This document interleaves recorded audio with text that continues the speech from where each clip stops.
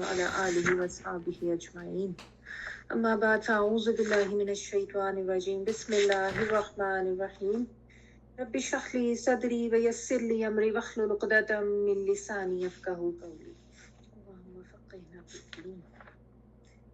جی آج ہم نے سورۃ الاعراف آیت نمبر 157 157 سے آنورڈز کرنا ہے، ٹھیک ہے۔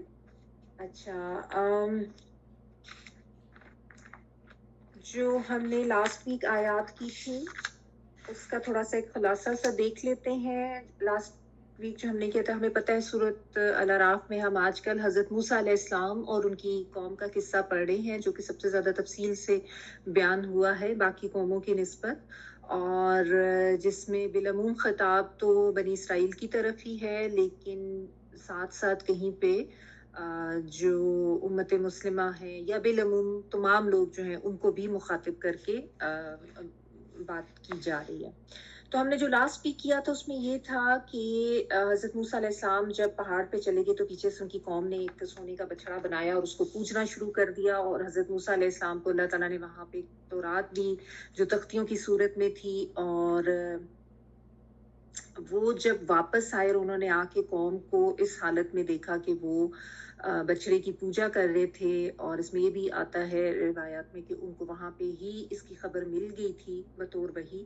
بہرحال وہ واپس آئے، بہت غصے میں تھے، بہت افسوس بھی ان کو ہوا، اور انہوں نے آ کے قوم پہ بھی ان کو بھی سمجھایا، غصہ کیا، بھائی کے ساتھ ان کی تھوڑی سی غصے والی بات چیت ہوئی، اور اس میں بھائی جو تھے حضرت ہارون علیہ السلام، انہوں نے سچویشن ساری ایکسپلین کی، ان کو بتایا کہ انہوں نے ان کو روکنے کی کوشش کی تھی۔ اس کے بعد انہوں نے اپنے لیے اور اپنے بھائی کے لیے استغفار بھی کی، اور اللہ سے اس کی رحم مانگا، مغفرت مانگی۔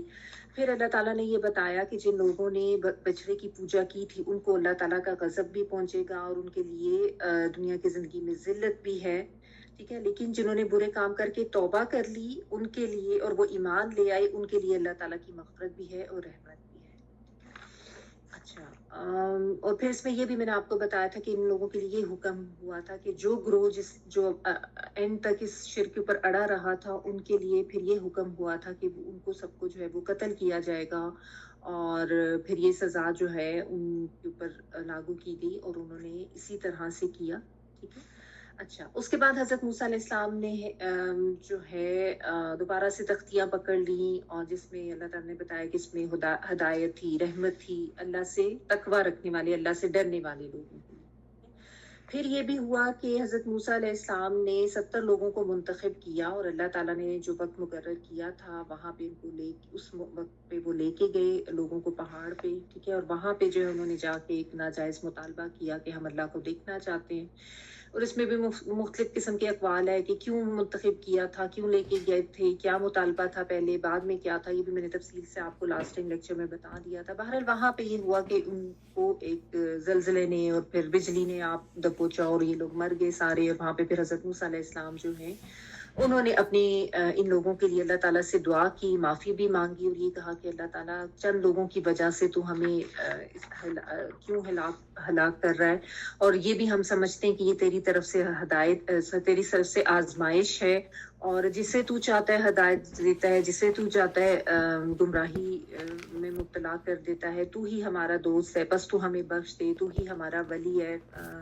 سرپرست ہے، تو ہمیں بخش بھی دے، ہم پہ رحم بھی کر، بے شک تو بہترین ہے سب معاف کرنے والوں میں، اور ہمارے لیے اس دنیا میں بھی حسنہ لکھ دے اور آخرت میں بھی، اور ہم تیری طرف توبہ کرتے ہیں۔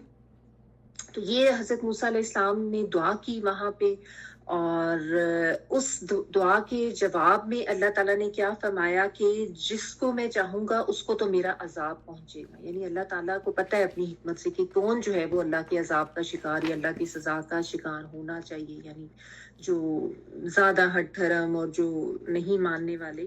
تو اللہ تعالیٰ نے جواب میں بتا دیا کہ میرا جو عذاب ہے جس کو میں چاہوں گا اس کو پہنچاؤں گا، لیکن میری رحمت جو ہے رحمتی وسعت کل شیء، میری رحمت چھائی ہوئی ہے ہر چیز پر، ٹھیک ہے، یعنی اللہ تعالیٰ رحمان ہے، رحیم ہے، وسیع رحمت والے ہیں۔ یعنی اللہ تعالیٰ کی رحمت جو ہے وہ اس کے غضب کو سپرسیڈ کرتی ہے. جو میں آپ کو ایک حدیث بھی پڑھ کے سناتی ہوں, حدیث قدسی کہ اللہ تعالیٰ نے خود ہی بتایا کہ اللہ تعالیٰ نے یہ جب دنیا بنانی تھی اس سے پہلے, بنائے جانے سے پہلے یہ لکھ دیا تھا اپنے پاس, ان رحمتی سبقت غضبی, کہ میری رحمت جو ہے میرے غضب پہ سبقت کرتی ہے. ٹھیک ہے, تو اور جیسا نبی صلی اللہ علیہ وسلم نے بھی ایک دفعہ یہ بتایا تھا کہ کوئی بھی شخص کو, کسی بھی شخص کو اس کا عمل جو ہے وہ جنت میں لے کے نہیں جائے گا, لیکن جب تک کہ اللہ کی رحمت نہ اس کو ڈھانپ لے. تو یہ ہے کہ اللہ تعالیٰ کی رحمت جو ہے وہ بہت ضروری ہے. اور اللہ تعالیٰ نے یہاں پہ حضرت موسیٰ علیہ السلام کو ان کی دعا کے جواب میں یہ بتا دیا کہ میری رحمت تو بہت وسیع ہے, لیکن ساتھ یہ بھی بتایا کہ وہ میری رحمت کن لوگوں کے لیے لکھی جائے گی. للذین یتقون ویؤتون الزکاۃ والذین هم بآیاتنا یؤمنون, کہ یہ ان لوگوں کے لیے لکھی جائے گی جو تقوی اختیار کرتے ہیں, جو زکوٰۃ دیتے ہیں, اور جو ہماری آیات پر ایمان لاتے ہیں. یعنی اللہ تعالیٰ نے یہ 3 صفات بتائی کہ یہ صفات ہونا ضروری ہے میری رحمت کے حصول کے لیے یا میری رحمت پانے کے لیے. ٹھیک ہے, اچھا اس کے علاوہ ایک اور جو شرط ہے وہ بھی اللہ تعالیٰ نے اب آگے بتائی ہے. وہ آیت اب ہم آج پڑھ رہے ہیں, آیت نمبر 157 پڑھ رہی ہوں. الذين يتبعون الرسول النبي الأمي الذي يجدونه مكتوبا عندهم في التوراة والإنجيل يأمرهم بالمعروف وينهاهم عن المنكر ويحل لهم الطيبات ويحرم عليهم الخبائث ويدع عنهم إصرهم والأغلال التي كانت عليهم والذين آمنوا به وعزروه ونصروه واتبعوا النور الذي أنزل معه أولئك هم المفلحون.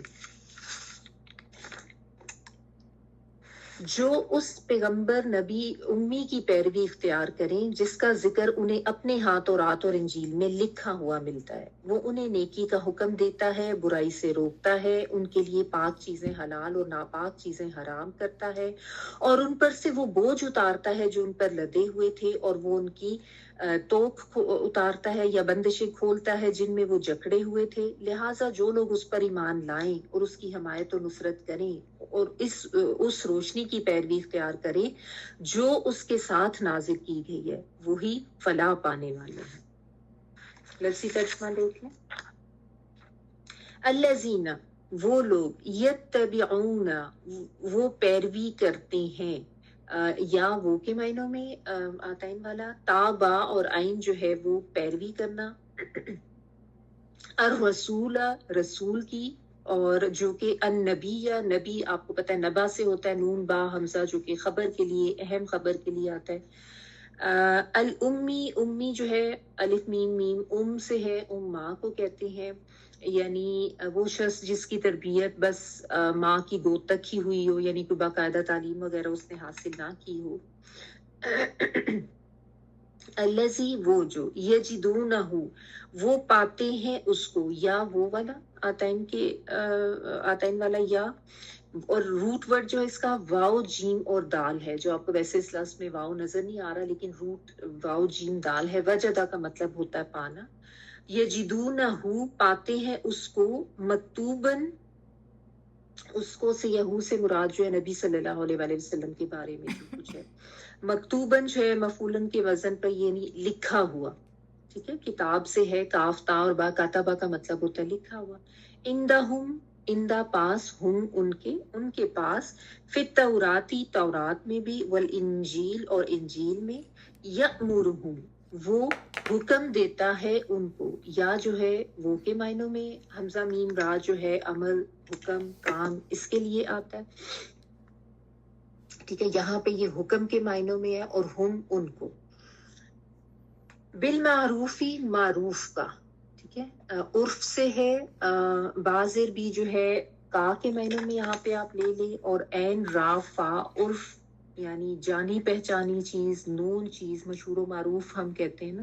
ٹھیک ہے, اور وینہاہم, اور روکتا ہے ان کو. یہاں پہ بھی یا جو ہے وہ کے معنوں میں آتا ہے ان والا, اور نون ہا اور یا جو ہے جیسا نہیں ہوتا ہے, یعنی روکنا منع کرنا، ہم ان کو، اور وہ روکتا ہے ان کو انل منکر منکر سے. منکر جو ہے وہ کوئی بھی برائی یا ایسی چیز جو بری سمجھی جائے، جس کو معاشرہ، عقل، شریعت سب جو ہے وہ برا کہے. نکیر بھی اسی سے ہی ہوتا ہے. تو منکر سے یا برائی سے روکتا ہے. اور یحل وہ حلال کرتا ہے. حالام لام، حلالہ کا مطلب ہوتا ہے گرا کھولنا، اور یا وہ کے معنی میں. اور وہ حلال کرتا ہے لہم لیے ان کے، کن چیزوں کو؟ الطیبات، پاکیزہ چیزوں کو، طیب چیزوں کو، طیبہ. وَيُحَرِّمُ اور وہ حرام کرتا ہے علیہم ان پر الخبائث خبائث کو، خابا اور سا. خبیث کا مطلب ہوتا ہے ناپاک، گندی، ردی، بری چیزوں کو. اور یدعو وہ دور کرتا ہے. بیسیکلی یہ ورڈ واو داد اور عین تھا، جو ودا کا مطلب ہوتا ہے نا، جس کا مطلب ہوتا ہے رکھ دینا. تو یہاں پہ جو ہے یہ دور کرنا یا اتار دینا، ہٹا دینا، ان چیزوں کے معنی میں.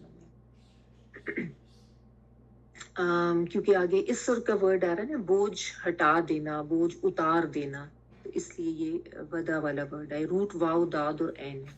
اور وہ دور کرتا ہے انہم ان سے، اسرہم ان کے بوجھ، الف صاد اور را. ٹھیک ہے. اسر جو ہے یہ بالعموم جو ناگوار بوجھ ہوتا ہے اس کے لیے آتا ہے. ایک حمل بھی آپ نے پڑھا تھا نا، اس میں ناگواری کا نہیں ہوتا ہے، اس میں ناگوار بوجھ کے لیے آتا ہے. والاغلال، اغلال کا روٹ ورڈ جو ہے غین لام لام، اور غل ان کی جمع ہے. غل جو ہے وہ توک یا بیڑیاں جو ہے نا ان کے لیے آتا ہے، جس سے ایسے جو قیدیوں کو ڈالی جاتی ہے، جس سے گردن میں ڈالا جاتا ہے توک، اور یا بیڑیاں ڈال کے ان کو جکڑ دیا جاتا ہے. والاغلال اور توک اور بیڑیاں، اسی روٹ ورڈ سے غین لام لام سے غل کا بھی ورڈ بنتا ہے، جو آپ نے پڑھا تھا نا کہ اللہ تعالیٰ ان کے دلوں سے غل کو دور کر دیں گے. وہ جو ابھی اسی میں سورۃ الاعراف میں ہی شروع کی آیات میں آپ نے پڑھا تھا کہ جب جنت میں جانے سے پہلے اللہ تعالیٰ سب کے دلوں کو جو ہے وہ قدورتوں سے پاک کر دیں. تو وہاں پہ غل جو ہے وہ اس کا مطلب قدورت یا چھپی دشمنی. تو روٹ ایک ہی ہے لیکن اس سے مختلف الفاظ بن سکتے ہیں. تو غل جو ہم نے پڑھا تھا وہ دل کی قدورت کے لیے تھا. یہ جو ہے غل ہے اس سے اغلال ہے، جو کہ توک یا بیڑیاں یا جکڑی ہوئی چیز جو ہے. التی وہ جو کانت تھی علیہم ان پر، یعنی وہ بیڑیاں یا وہ توک جو ان کے اوپر تھی یا وہ بوجھ جو ان کے اوپر تھے. فالذین تو وہ لوگ آمنو جو ایمان لائے، بھی ساتھ اس پہ، وعزروہ اور انہوں نے قوت دی اس کو. عزرہ جو ہے نا عین زا را سے ہے، جس میں تعظیم کا پہلو آتا ہے. ٹھیک ہے. یہ تعظیم کے ساتھ مدد کرنا. ٹھیک ہے. اس میں بھی مدد کا پہلو آتا ہے، جیسے آگے نصرہ کا ورڈ آ رہا ہے، لیکن اس میں جو ہے نا زیادہ عزت، تعظیم کرنا، تکریم کرنا، ان معنوں میں آتا ہے. تو انہوں نے قوت دی اس کو یا تعظیم کی اس کی. وَنَصَرُوهُ اور نصرت جو ہے وہ مدد کے لیے ہی آتا ہے، نون صاد را، اور مدد کی اس کی. نصرہ جو ہے نا اس میں عام مدد کا مفہوم ہوتا ہے، لیکن اس میں کوئی عزت یا تکریم کا اس طرح کے ساتھ مدد دیے جانے کا پہلو نہیں ہوتا، جو کہ ازرو میں آتا ہے. ازرو جو ہے نا، اس کا میں آپ کو بھی بتا دوں، عین زاد را جو ہے یہ ویسے وہ جس کو لغت ازداد کہتے ہیں نا، یعنی ضد، یعنی ایک مطلب اور پھر اس کا الٹ مطلب دونوں طرح کا آ جاتا ہے. جیسے ہم اشترا کا میں نے آپ کو بتایا تھا نا، خریدنا بیچنا دونوں آ جاتا ہے، جیسے ہم اردو میں بھی خرید و فروخت کرتے ہیں. تو ازرا کا مطلب جو ہے نا وہ سزا کے معنوں میں بھی آتا ہے. تعزیرات پاکستان کے دفعہ فلاں کے تحت یہ والی سزا سنائی، یہ جملہ تو آپ نے سنا ہوگا نا، تو اس میں یہ اس معنوں میں بھی آتا ہے. بہرحال یہاں پہ جو ہے، جو میں نے آپ کو بتایا کہ عزت کے ساتھ مدد دینے کے معنوں میں ہے. وَنَصَرُوهُ وَاتَّبَعُوا اور انہوں نے اتباع کیا، انہوں نے پیروی کی. ٹھیک ہے. اتباع اب اس کو تفصیل سے دیکھ لیتے ہیں. تابع عین النور، نور کی، یہاں پہ نور سے مراد قرآن مجید ہے. الذی وہ جو انزلہ اتارا گیا، نازل کیا گیا، معہو ساتھ اس کے، یعنی اس نبی کے، نبی صلی اللہ علیہ وسلم. وہ کی ضمیر جو ہے وہ نبی صلی اللہ علیہ وسلم کے ساتھ. अल्लज़ी उन्ज़िल मअहू उलाइका, यही लोग हुमुल मुफ्लिहून, वो फलाह पाने वाले हैं। फा लाम और हा, ठीक है। अच्छा, अब हजरत मूसा अलैहिस्सलाम ने जो दुआ मांगी थी, जो हमने पिछली आयत में पढ़ा, और उस दुआ का जवाब भी अल्लाह ताला ने दे दिया, ठीक है। वो दुआ का जवाब अल्लाह ताला ने दे दिया कि मेरी रहमत पाने के लिए क्या क्या सिफात होना जरूरी है, ठीक है। अब इसके बाद फौरी जो बनी इसराइल हैं, जो कि नबी सल्लल्लाहु अलैहि वसल्लम के दौर में हैं, और या रहती दुनिया तक जो भी लोग हैं, उनको सबको ये बता दिया गया कि नबी सल्लल्लाहु अलैहि वसल्लम की इत्तबा जो है वो लाजिम व मलजूम है, ठीक है। उसकी अहमियत भी बयान की गई है और नबी सल्लल्लाहु अलैहि वसल्लम की इत्तबा का हुक्म भी दिया जा रहा है, ठीक है। यानी मूसा अलैहिस्सलाम के ज़माने में तुम्हारे ऊपर अल्लाह की रहमत नाजिल होने के लिए जो शराइत थी, वो भी आज तक कायम है। और वो कौन थी? पिछली आयत में देखें, लिल्लज़ीना यत्तकूना व युतूना ज़काता वल्लज़ीना हुम बिआयातिना युमिनून। वो चीजें तो अपनी जगह पर कायम हैं, वो शराइत तो कायम है ही है, ठीक है ना। लेकिन उनके साथ साथ अब एक और अहम चीज तुम्हारे लिए क्या है, क्योंकि तुमने अब नबी सल्लल्लाहु अलैहि वसल्लम का जमाना पा लिया है, तो वो ये है कि वो रहमत पाने वाले लोग वो होंगे जो इस नबी की पैरवी करेंगे, इसका इत्तबा करेंगे, ठीक है। तो इसमें यानी एक कानून अल्लाह ताला की तरफ से दे दिया गया, और एक आप बता दें कि एक आइन या एक दस्तूर या एक बहुत लाजिम व मलजूम चीज जो है वो बता दी गई, ठीक है। तो इसमें वैसे भी खैर हर नबी जो थे उन्होंने अपनी कौम को नबी आखिर ज़मान जो थे नबी सल्लल्लाहु अलैहि वसल्लम, इनके बारे में बताया था और इनके बारे में ये भी समझाया था कि तुम में से जो भी उनका ज़माना पाएगा उसके लिए लाजिम है कि वो उनके ऊपर ईमान लाए, और उनके ऊपर आके जो है वो नबूवत का सिलसिला ख़त्म होगा, ठीक है। लेकिन देखिए, हर आयत का एक खास मफहूम होता है और एक फिर बिलमूम यानी एक तावील आम भी होती है। तो तावील खास तो ये बनी इसराइल के लिए है, ठीक है, कि उनको ये कहा जा रहा है कि अब तुम्हारे लिए ये भी लाजिम व मलजूम है।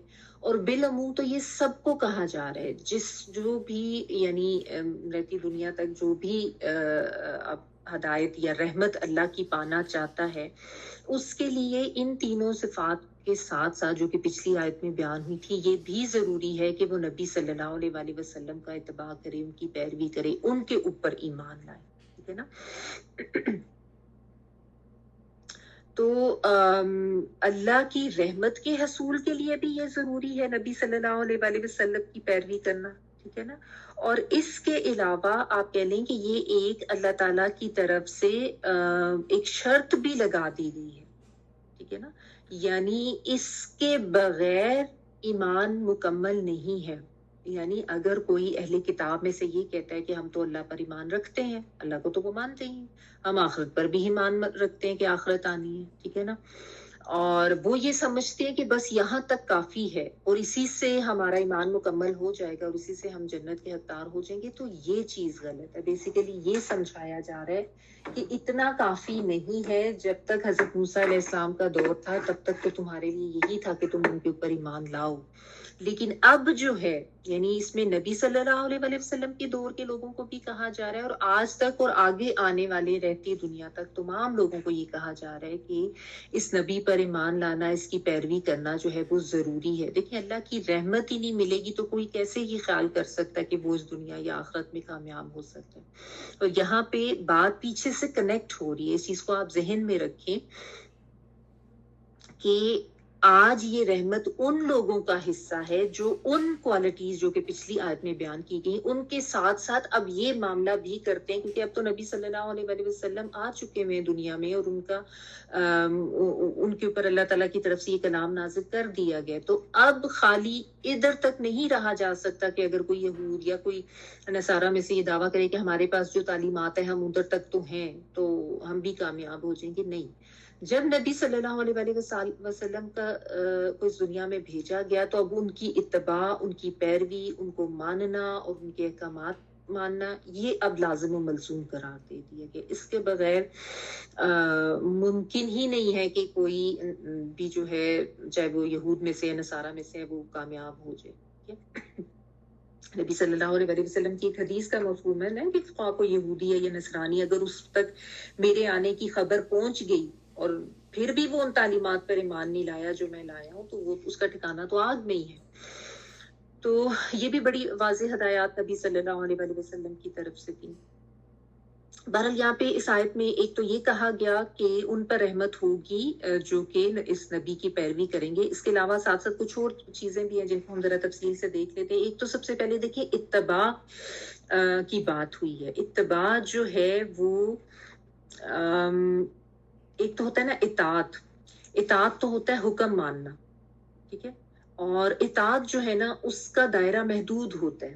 جیسا اللہ تعالیٰ کی اطاعت اور اللہ تعالیٰ کے ساتھ نبی کی اطاعت کا حکم آتا ہے نا, اطیعوا اللہ واطیعوا الرسول. لیکن اطاعت جو ہے وہ تو جیسا فرائض میں ہوتی ہے یعنی وہ تو کرنی ہی کرنی ہے, ٹھیک ہے, اس لیے اس کا دائرہ جو محدود ہوتا ہے, فرائض ہو گئے, واجبات ہو گئے. لیکن اتباع جو ہے نا اس کا دائرہ وسیع ہوتا ہے, اور اتباع جو ہے نا اس میں وہ محبت میں ہوتی ہے جو خود سے کی جاتی ہے, جو بغیر کسی کے کہے, ٹھیک ہے نا. تو یعنی جس سے انسان کو محبت ہوتی ہے, انسان اس کی پیروی کرنا چاہتا ہے, اس کے جیسا بننا چاہتا ہے, ٹھیک ہے. اور جس کو پھر اللہ سے محبت ہوگی اس کو اللہ کی محبوب ہستی سے بھی محبت ہوگی, نبی صلی اللہ علیہ وسلم سے جب محبت ہوگی تو وہ ان کی پیروی بھی کرے گا. تو یا آپ یہ کہہ لیں کہ جس طرح میں نے آپ کو کہا کہ اطاعت میں تو فرائض ہوتے ہیں, تو اتباع جو ہے اس میں ایکسٹرا چیزیں, نوافل, سنتیں, مستحبات, یہ چیزیں آ جاتی ہیں, ٹھیک ہے نا. یہ میں صرف سمجھانے کے لیے ایک فرق آپ کو بتا رہی ہوں, ورنہ اتباع تو ہر چیز میں ہی آ جاتا ہے, ٹھیک ہے نا. یعنی ایک تو یہ ہے نا کہ اگر کوئی مسلمان ہے, وہ نماز پڑھ رہا ہے, وہ روزے رکھ رہا ہے, وہ زکوٰۃ ادا کر رہا ہے, تو وہ ٹھیک ہے, فرائض تو اس کے ادا ہو رہے ہیں.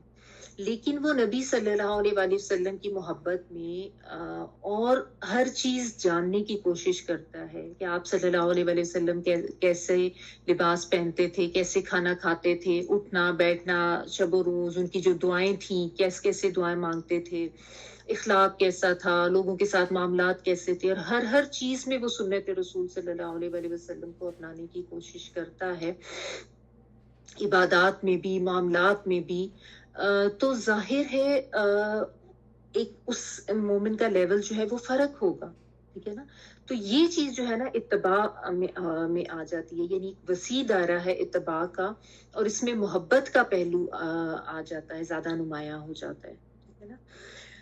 اچھا, تو ایک تو یہ کہ نبی صلی اللہ علیہ وسلم کی زندگی میں جو آپ کے طریقے تھے, جو آپ کی سنتیں تھیں, ان کے بارے میں جانیں, ان کا علم حاصل کریں اور ان کو اپنانے کی کوشش کریں. اسی طرح جو آپ صلی اللہ علیہ وسلم نے جو کچھ کہا, جو احادیث تھیں, ان کے بارے میں معلومات حاصل کریں اور ان کو اپنانے کی کوشش کریں, ٹھیک ہے نا. کیونکہ اتباع میں نے آپ کو بتایا سبھی کچھ آ جاتا ہے. تو ایک تو یہاں سے یہ بھی چیز پتہ چل جاتی ہے کہ جو لوگ یہ کہتے ہیں کہ ہم نے بس قرآن کو لینا ہے, ہم احادیث یا نبی صلی اللہ علیہ وسلم کی اہمیت کو نہیں مانتے, ان کی بھی نفی ہو جاتی ہے, کیونکہ اللہ تعالیٰ کی رحمت کا موجب قرار دیا گیا ہے نبی صلی اللہ علیہ وسلم کا اتباع کرنا. تو آپ صلی اللہ علیہ وسلم کی ہستی کی کسی بھی پہلو کا انکار کرتے ہوئے, خواہ کو یہ کہ بس ہی ہم تو حضرت موسیٰ تک مانتے ہیں, یا کوئی کہ ہم حضرت عیسیٰ تک مانتے ہیں, آگے نہیں مانتے, تو وہ بھی غلط ہے. اور اسی طرح اگر کوئی یہ کہتا ہے کہ نبی کی ضرورت بس اس دور تک تھی, تو آج ہمارے لیے قرآن کافی ہے, تو ہمیں نبی صلی اللہ علیہ وسلم کی حدیث کی ضرورت نہیں ہے, یا حدیث تو بڑے دیر سے کمپائل ہوئی تھی اور ان میں تو پتہ نہیں کیا صحیح ہے اور کیا غلط ہے, تو ہم حدیث کو نہیں لیں گے. نہیں, یہی طریقہ جو ہے نا یہ غلط ہے. جب اللہ تعالیٰ نے نبی کی اتباع کا حکم دیا ہے, نبی کی اطاعت کا بھی حکم دیا ہے, اور نبی کی اتباع کو جو ہے وہ اپنی رحمت کا ذریعہ قرار دیا ہے, تو اس میں پھر سب چیزیں آئیں گی, پھر آپ کسی چیز کا انکار کر ہی نہیں سکتے.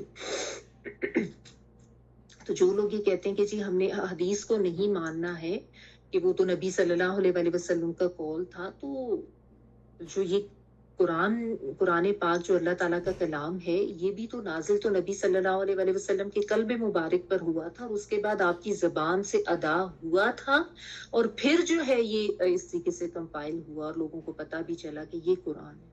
تو آپ صلی اللہ علیہ وسلم کی زبان یا آپ صلی اللہ علیہ وسلم کے الفاظ مبارک یا حدیث وغیرہ کا انکار کیسے کر سکتے ہیں لوگ؟ ٹھیک ہے نا؟ مہارت اللہ تعالیٰ سب کو ہدایت دے۔ تو النبی صلی اللہ علیہ وسلم کی اتباع سے اللہ کی محبت بھی ملے گی اور اللہ کی رحمت بھی ملے گی، ٹھیک ہے؟ اور اس کی سب سے بڑی مثال ہمیں صحابہ کرام کی زندگیوں سے ملتی ہے کہ انہوں نے اتباع کی جو مثالیں قائم کی نا، وہ ہم اگر دیکھیں تو اتنی ان میں قربانیاں تھیں اور اس طرح کا جذبہ تھا اور اس طرح کی محبت کی مثالیں تھیں کہ جو کہ نہیں ملتی ہیں۔ تو ہم اس لیول تک نہ صحیح لیکن میکسیمم تو ایفرٹ کریں نا، جس حد تک بھی اپنے نبی صلی اللہ علیہ وسلم کی ہم اتباع کر سکتے ہیں۔ اچھا، یہاں پہ نبی کے الفاظ بھی آئے ہیں محمد صلی اللہ علیہ وسلم کے لیے، اور رسول کے الفاظ بھی آئے ہیں کہ آپ اللہ تعالیٰ کی طرف سے بھیجے ہوئے تھے رسول، راسین نام بھیجے ہوئے، اور نبی تھے یعنی جو بھی خبریں آپ لاتے تھے، خبریں لانے والے تھے، اور وہ اللہ کی طرف سے لانے والی خبریں تھیں۔ اور اس کے علاوہ امی کا ورڈ یوز ہوا ہے، یہ بھی بہت جو ہے نا ایک معنی خیز لفظ ہے، اس کو بھی سمجھنا ضروری ہے۔ آپ صلی اللہ علیہ وسلم کو جو ہے امی کیوں رکھا گیا تھا؟ اس حکمت کے تحت رکھا گیا تھا کہ کوئی آپ صلی اللہ علیہ وسلم کو یہ نہ کہہ سکے کہ یہ کلام جو ہے وہ یہ تو خود سے لکھ کے لایا۔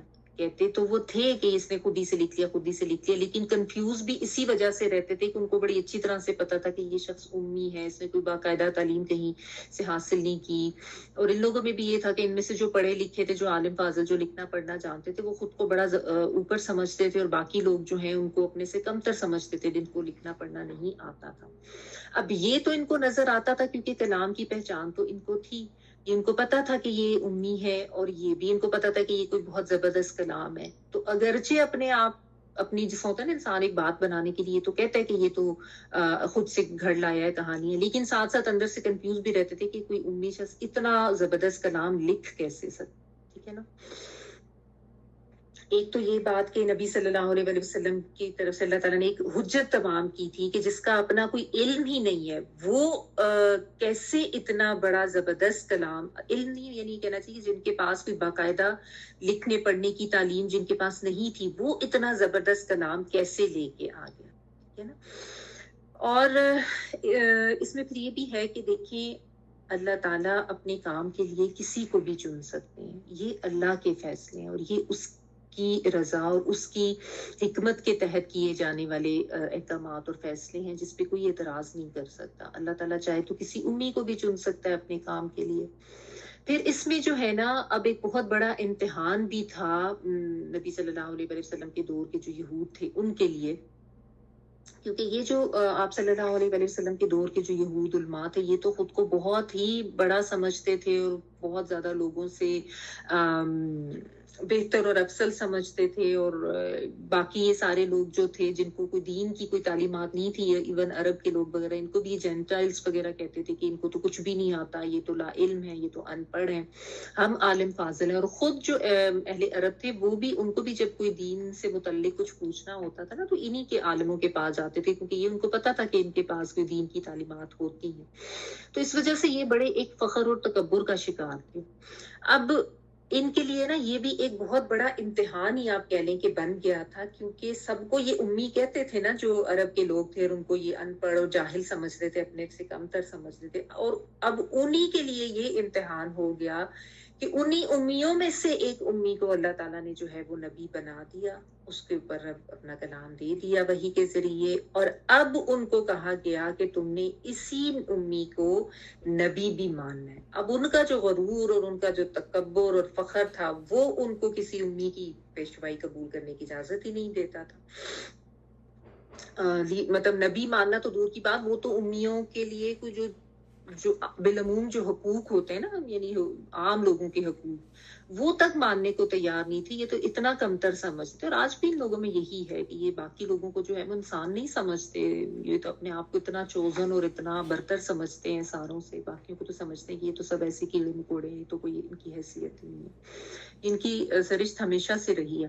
بہرحال ان کے لیے بہت بڑی یہ اب آزمائش بنی کہ انہی امیوں میں سے نبی آ گیا, اور اسی نبی کو لیڈر ماننا, اسی کی بات ماننا ان کے اوپر لازم و ملزوم قرار دے دیا گیا, اور اس کو رحمت کا ذریعہ بنا دیا گیا. اور پھر اللہ تعالیٰ یہاں پہ یہ بھی بیان کر رہے ہیں کہ یہ وہ نبی ہے جس کے بارے میں تمہارے پاس تورات میں اور انجیل میں بہت سی چیزیں لکھی ہوئی موجود ہیں. یہ جو ہے نا, یجدونہ مکتوبا عندہم فی التوراۃ والانجیل, تو ان کی تورات میں اور ان کی انجیل میں نبی صلی اللہ علیہ وآلہ وسلم کے بارے میں بہت واضح نشانیاں لکھی ہوئی تھی. یہاں تک بھی لکھا ہوا تھا کہ وہ عرب میں اس طرح جیسے مکہ کے علاقے میں پیدا ہوگا, اور یہ بھی لکھا ہوا تھا کہ وہ اور اس کے ساتھی جو ہیں وہ پھر مدینہ کی طرف وہ ہجرت کریں گے اس علاقے کی طرف. اور مزید اور بھی نشانیاں تھی بہت زیادہ ان کی نبوت کی, اور جو جس طریقے سے جو بھی ان کے معاملات ہوں گے. تو یہ اس طرح سے ان نشانیوں کی وجہ سے جو کہ ان کو آلریڈی بتائی ہوئی تھی, یہ بہت اچھی طرح سے نبی صلی اللہ علیہ وآلہ وسلم کو پہچان گئے تھے. اسی لیے جو قرآن کا بیان ان کے لیے آتا ہے نا, یعرفونہ کما یعرفون ابناءہم, یہ تو ایسے پہچانتے ہیں اس کو جیسے اپنے بیٹے کو کوئی پہچانتا ہے. بیٹے کو پہچاننے میں کوئی غلطی نہیں کر سکتا, چاہے 10 لڑکے بیٹھے ان میں سے انسان پہچان لیتا ہے. تو ان کو بہت واضح نشانیاں جو ہے وہ پتا تھی, لیکن صرف ان کی وہ جو انا تھی نا, اور ان کا وہ جو حسد تھا کہ یہ ایک امی, اور ان کا وہ جو فخر تھا, تکبر تھا کہ امی کو ہم کیسے, اور وہ بھی بنی اسماعیل میں سے, انبیاء تو ہمیشہ بنی اسرائیل میں سے آئے ہیں, تو ہم اس کی جو اس کو نبی نہیں مانیں گے. بس یہ اس وجہ سے جو ہے وہ اڑے رہتے. تو اللہ تعالیٰ نے بتا دیا کہ یہ اپنے پاس لکھا ہوا پاتے ہیں اس کی نشانیوں کو, تورات میں بھی اور انجیل میں بھی اتنی واضح نشانی ہے. اور پھر وہ نبی کون ہے, یأمرہم بالمعروف وینہاہم عن المنکر, کہ وہ معروف کا حکم دیتا ہے اور منکر سے روکتا ہے. معروف جیسے میں نے آپ کو بتایا کہ عرف سے ہے, جو کہ لوگوں کو معلوم ہو, جو جانی پہچانی چیز ہو. لیکن اس میں ایک دین اسلام کے حوالے سے جب کوئی چیز معروف ہوگی تو اس میں ایک شرط یہ آ جاتی ہے کہ جس کو شریعت نے جو ہے وہ جائز قرار دیا ہو. یعنی بالعموم تو ہم کہتے ہیں نا جانی پہچانی ایسی نیکی, ایسی اچھائی جس کو عقل اور شریعت اور عقل اور معاشرہ جو ہے وہ صحیح جانے, لیکن اسلام کے لحاظ سے اس میں ساتھ شریعت کی شرط جو ہے وہ نافذ ہو جاتی ہے کہ جس کو شریعت بھی جائز قرار دے. ٹھیک ہے نا, یعنی جس کو شریعت بھی صحیح قرار دے. یعنی معاشرے کی جو اجتماعی دانش ہے نا, اس کو معیار نہیں قرار دیا جا سکتا کسی چیز کے معروف ہونے کا, کیونکہ معاشرتی طور پر تو بہت سی ایسی چیزیں بھی لوگوں میں معاشرے میں ایکسیپٹیبل ہو گئی ہوتی ہیں جو کہ شرعی لحاظ سے غلط ہوتی ہیں. آج آپ ہمارے اسلامی معاشرے میں بھی دیکھیں, بہت سی غیر شرعی اور غیر اسلامی چیزوں کو بالکل ایک نارم بنا دیا گیا, سب نے اس کو ایکسیپٹ کر لیا ہے. ڈریسنگ کے لحاظ سے, کاروبار کے لحاظ سے, معاملات کے لحاظ سے, عبادات کے لحاظ سے بھی بہت سی ایسی چیزیں ہیں جن کا دین سے تعلق نہیں ہے, یا جن کی شریعت میں کوئی اجازت نہیں ہے, لوگوں نے اس کو اپنا لیا ہوا.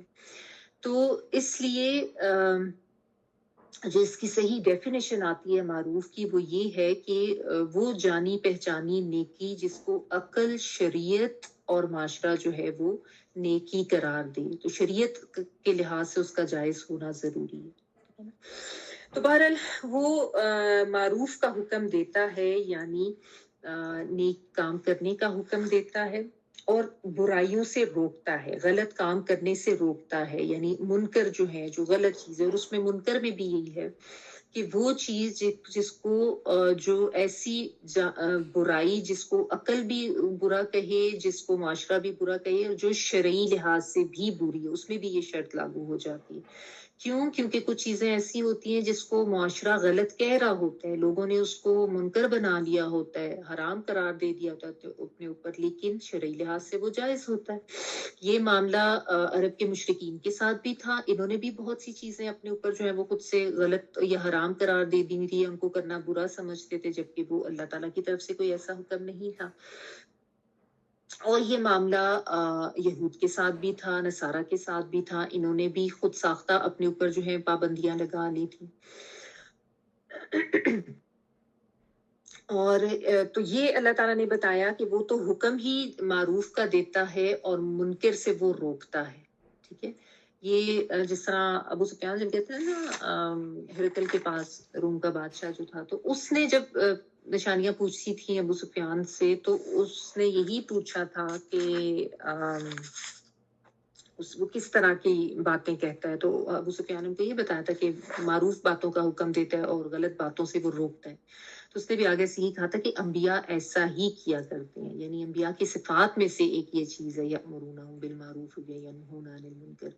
تو یہ بھی نبی صلی اللہ علیہ وسلم کے بارے میں اللہ تعالیٰ نے بتا دیا کہ وہ یہ ان کی صفات میں سے ایک یہ بھی ہے. اور اس کا ایک مطلب یہ بھی ہے کہ جو نبی صلی اللہ علیہ وسلم نے حکم دے دیا وہی ہے, وہی معروف ہے, اور یعنی جس کو آپ صلی اللہ علیہ وسلم نے معروف بتا دیا ہے نا, اور یہ وہی دستور ہوگا, وہی آئین ہوگا, وہی قانون ہوگا. اور جس چیز کو آپ صلی اللہ علیہ وسلم نے منکر قرار دے دیا وہ آئین اور دستور اور شریعت کے تحت وہ منکر ہی ہے, کیونکہ آپ صلی اللہ علیہ وسلم جو بھی بات کہتے تھے اللہ تعالیٰ کی طرف سے کہتے تھے. ٹھیک ہے. یعنی مقنن اعلیٰ جو ہے وہ تو اللہ تعالیٰ کی ذات ہے, قانون بنانے والی ذات, اور اللہ تعالیٰ نے اپنے احکامات اور اپنے قوانین آگے بھیجنے کے لیے آپ صلی اللہ علیہ وسلم کو منتخب کیا. تو جس کو آپ نے معروف کہہ دیا وہ معروف ہے, جس کو آپ نے منکر کہہ دیا وہی منکر ہے. نہ تو اس میں کسی تبدیلی کی گنجائش ہے, نہ اس میں کسی اضافہ کرنے کی گنجائش ہے, نہ اس میں اپنی عقل کے گھوڑے دوڑا کر خود سے اس میں کوئی تبدیلیاں کرنے کی گنجائش ہے. یہ بس وہی قانون ہے جو آپ صلی اللہ علیہ وسلم نے بتا دیا. ٹھیک ہے.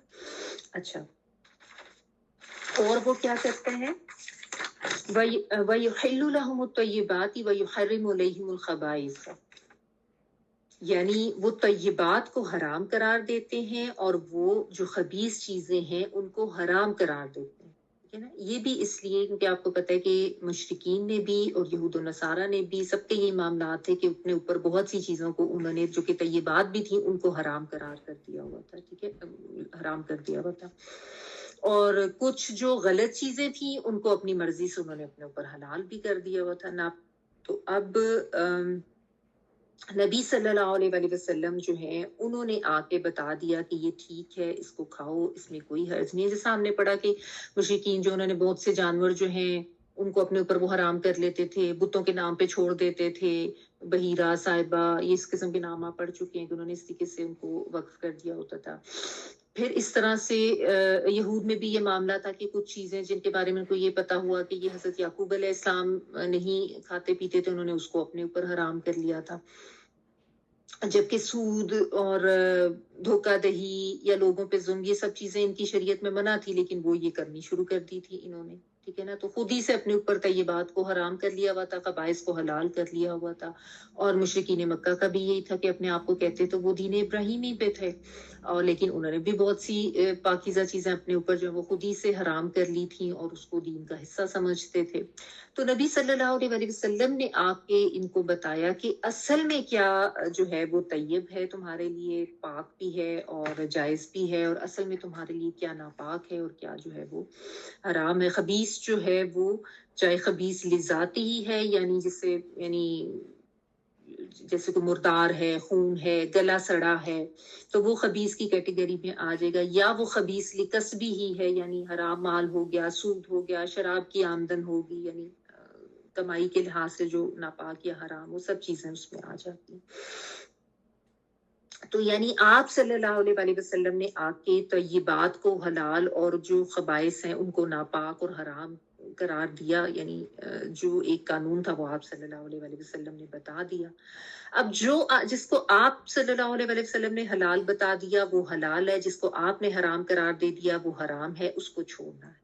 ما آتاہم الرسول فخذوہ وما نہاکم عنہ فانتہوا, یہ بھی اللہ تعالیٰ نے بتا دیا. ٹھیک ہے نا, کہ جو چیز تم کو رسول دیں وہ پکڑ لو, جس سے روکیں اس سے رک جاؤ. یہی قانون ہے, یہی آئین ہے, یہی دستور ہے.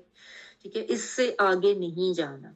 जिसको तैयब उस नबी ने कहा है वही तैयब है, जिसको खबीस कहा है वो खबीस है। अपनी तरफ से कोई कानून साजियां नहीं कर सकता, चाहे वो अहले किताब है, चाहे वो उस दौर के मुशरिकीन थे, चाहे वो आज के दौर के अहले किताब है, चाहे उम्मत मुस्लिम है। इसमें साथ साथ मैंने आपको कहा ना कि बिलमूम जो मफहूम होता है वो सबके लिए होता है, या किसी भी दीन से कोई ताल्लुक रखने वाला है, जब भी वो अगर असल दीन समझना चाहे या असल हदायत पाना चाहे और वो इस तरफ आए, तो उसको ये बताया जा रहा है कि अब तय्यबात तुम्हारे लिए वही हैं जो इस नबी ने बताई, और खबीस वही हैं जो इस नबी ने बताई। इनसे तो बचना ही बचना जो खबीस है, और उनको लेना है जो तय्यबात है। और इसके अलावा और क्या सिफात में आता है उनकी, वयदहु अन्हुम इस्रहुम वल अगलाल अल्लती कानत अलैहिम, कि उन लोगों के ऊपर जो बोझ डले हुए थे, नागवार किस्म के नाखुशगवार बोझ, वो भी वो उनसे उतारते हैं, और जो तोक और बेड़ियां उनके गले में पड़ी हुई थी, उनकी गर्दनों में पड़ी हुई थी, उनको भी वो नबी सल्लल्लाहु अलैहि वसल्लम जो है वो दूर करते हैं।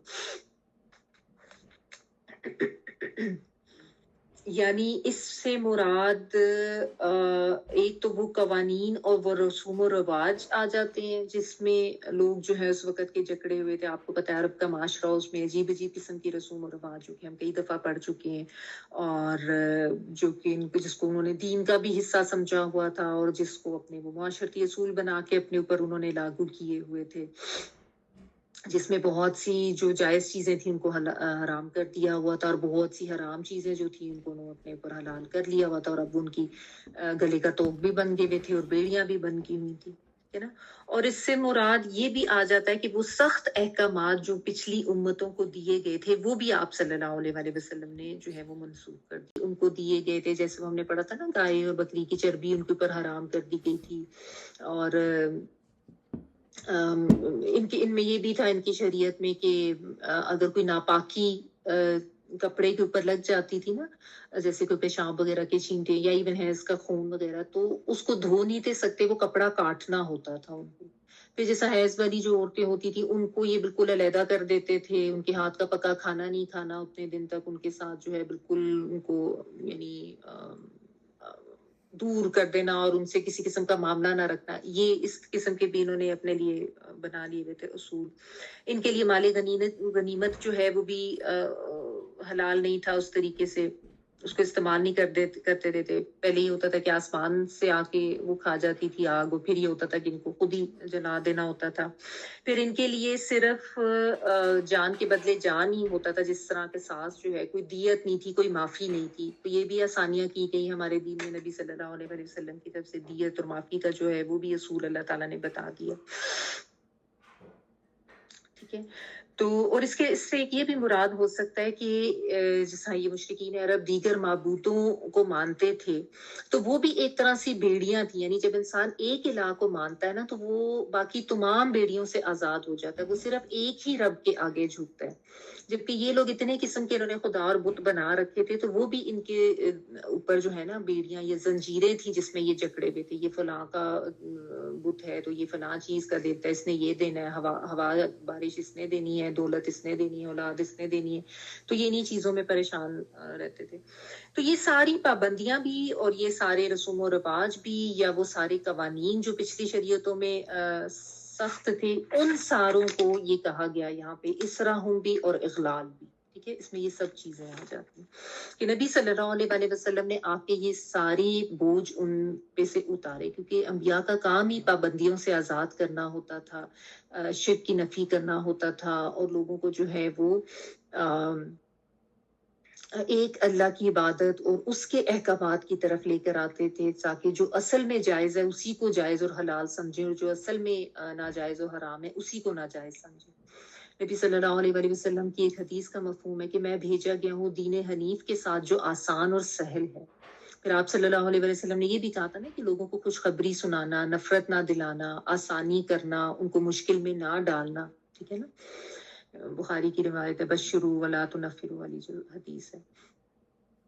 तो ये सब चीजें भी इसमें आ जाती हैं। और इसके अलावा कुछ जो इबादात के हवाले से इन्होंने अपने ऊपर बेड़ियां डाल ली थी ना, जिस तरह ये रहबानियत का एक कॉन्सेप्ट کہ پرہیزگاری کے چکر میں یا تقوی کے چکر میں جو ہے اس طرح کی پابندیاں انہوں نے اپنے اوپر عائد کر لی تھیں کہ نکاح نہیں کرنا، اچھا کھانا پینا نہیں کھانا، رنگ نہیں پہننے، یہ سب چیزیں. تو اللہ تعالیٰ نے تو یہ سب چیزیں بھی ہٹائیں ان سے، ان کو بتایا کہ مطلب نبی صلی اللہ علیہ وسلم کے ذریعے سے یہ بتایا گیا کہ یہ سب تو بیکار کی پابندیاں جو تم نے اپنے اوپر ڈالی ہیں، ایسا تو کچھ نہیں ہے، ہمارا دین تو بہت آسان ہے.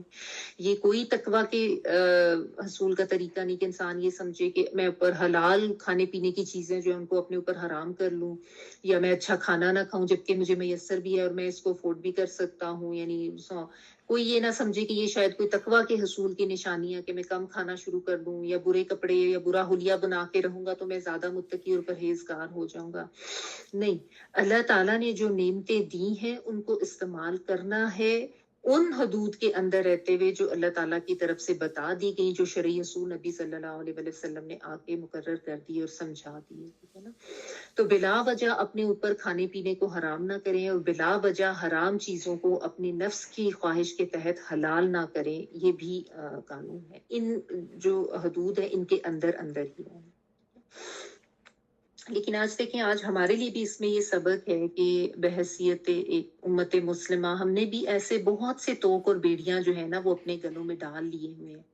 بے جا قسم کی مشکل قسم کی رسومات وغیرہ، ایون جو کسی کی ڈیتھ پہ بھی ہمارے ہاں ہوتی ہیں، کہ آپ نے سنا ہوگا کہ وہ جوڑے وغیرہ دینا اور اس طرح کا کھانا کھلانا، اور اتنے دن پھر وہ کوئی کہیں پہ 40ویں ہو رہے ہیں، کہیں پہ ہر دفعہ جمعراتیں ہو رہی ہیں ہر ہفتے، اور وہ اتنے قسم کے یہ توق اور بیڑیاں ہی ہیں نا خام خواہ کے اپنے آپ کو جکڑا ہوا. ہمارے دین میں تو اس کی کوئی حیثیت ہی نہیں ہے، اس کی تو کوئی مثال ہی نہیں ملتی، کوئی ایسی پریکٹس نہیں نبی صلی اللہ علیہ وسلم یا صحابہ کرام سے ثابت کی. کبھی آپ نے سنا کہ نبی صلی اللہ علیہ وسلم کا 40واں ہوا تھا، یا کبھی آپ نے سنا کہ صحابہ کرام جو ہے وہ جمعراتیں کرتے تھے نبی صلی اللہ علیہ وسلم کی اس دنیا سے چلے جانے کے بعد؟ ایسا کبھی بھی نہیں ہوا تھا، نہ کبھی صحابہ کرام کی ڈیتھ کے بعد ایسے کوئی معاملات ہوئے.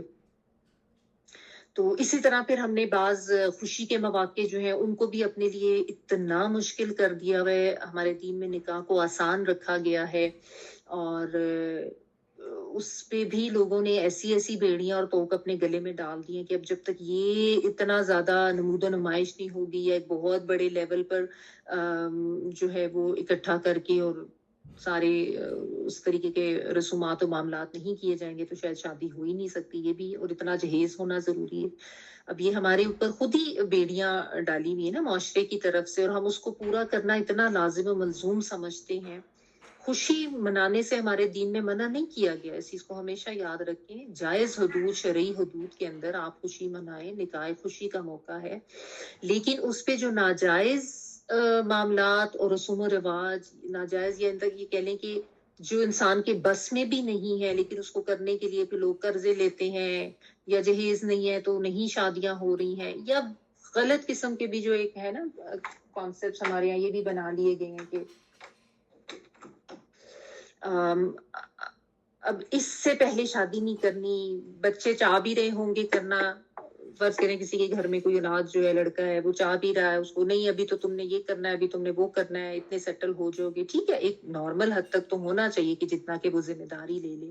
لیکن وہ جو ٹارگٹ سیٹ کر دیے جاتے ہیں نا کہ اتنی کمائی ہونی چاہیے، اتنا بینک بیلنس ہونا چاہیے، یہ کر لو وہ کر لو، یہ بھی ہم نے خام خواہ کے وہ ایکسٹرا چیزیں جو ہے اپنے اوپر بوجھ ڈال لی ہیں. پھر بہت سے لوگ عبادات کے حوالے سے جو بدعات میں پڑ گئے ہوئے ہیں اس میں بھی آپ دیکھیں یہ بھی خام خواہ کے توق اور بیڑیاں اپنے گلے میں ڈال دی ہوئی ہیں. اب ہم نے غلط قسم کی عبادات کے طریقے وہ ضرور کرنے ہیں، جی نہیں کریں گے تو شاید ہمیں گناہ ہوگا. یہ سب چیزیں جو ہیں دین کا علم نہ رکھنے کی وجہ سے، کم فہمی کم علمی کی وجہ سے ہیں، ورنہ ہمارا دین تو آسان دین ہے. اور نبی صلی اللہ علیہ وسلم نے بالکل واضح کر دیا. آپ صلی اللہ علیہ وسلم تو آپ نے کر کے دکھا دیا کہ ایک ایک چیز پہ عمل کر کے دکھا دیا، کیا کرنا ہے جائز ہے، کیا نہیں کرنا ہے جو ناجائز ہے. بس ادھر تک رہیں، اور بلا وجہ کی جو چیزیں اپنے سر پہ ڈالی ہوئی ہیں نا ان کو اتارنے کی ضرورت ہے. نبی صلی اللہ علیہ وسلم نے تو ان سارے بیڑیوں توق سے آزاد کیا تھا، ہم لوگوں نے خام خواہ میں اپنے گلے میں پھر سے وہ ڈال دی ہوئی ہے جس میں وہی عرب کا معاشرہ بھی جکڑا ہوا تھا اور جس میں یہ اہل کتاب بھی جکڑے ہوئے تھے. تو یہ بات ہے نا کہ دین کا فہم اور علم حاصل کریں اور یہ بلا وجہ کے طور پر بیڑیاں جو ان کو اپنے اوپر سے اتاریں.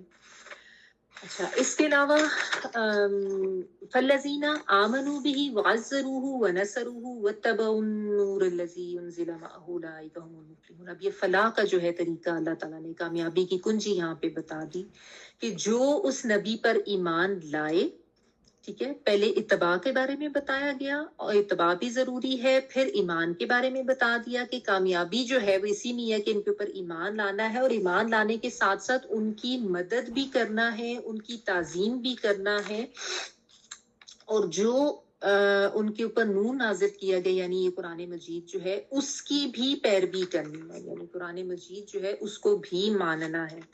یعنی اس میں بھی ونس اگین وہی بات آ جاتی ہے کہ اہل کتاب جو اس دور کے تھے ان کو بھی نبی صلی اللہ علیہ وسلم کے دور کے، آج کل کے بھی دور کے بھی، اور رہتی دنیا تک ہر شخص کو یہ بتا دیا کہ ان پر ایمان لانا ہے اور ان کی تعظیم بھی کرنا ہے اور ان کی مدد بھی کرنا ہے، تبھی تم کامیابی پاؤ گے. کہ انسان اس دنیا میں کامیابی کے مختلف طریقے ڈھونڈ رہا ہوتا ہے نا، شاید یہ نوکری کر لوں، یہ کاروبار کر لوں، یہ کوئی کتاب پڑھ لوں، یہ طریقے اپنا لوں تو میں کامیاب ہو جاؤں. اور ہمارے دین میں جو کامیابی کے طریقے بتائے گئے ہیں اور سمجھائے گئے ہیں ان کی طرف دھیان ہی نہیں دیتے لوگ، ٹھیک ہے نا. تو یہ اللہ تعالیٰ نے یہاں پہ بتا دیا. اور ازر جو ہے جس کا میں نے آپ کو بتایا، اس میں تعظیم کا پہلو جو ہے وہ بہت زیادہ نمایاں ہوتا ہے، اور جس کی بھی مثال جو ہے بہترین وہ صحابہ کرام سے ملتی ہے کہ نبی صلی اللہ علیہ وسلم کے ساتھ بہت زیادہ احترام سے اور بہت زیادہ تعظیم کے ساتھ بات کرتے تھے. ایون حضرت ابو بکر صدیق جو کہ آپ صلی اللہ علیہ وسلم کے ساتھ ان کا ایک دوستی کا بھی تعلق تھا، لیکن وہ بھی کہتے ہیں کہ بات کرتے ہوئے نا دھیمے آواز میں اور رسپیکٹ کے ساتھ بات کرتے تھے.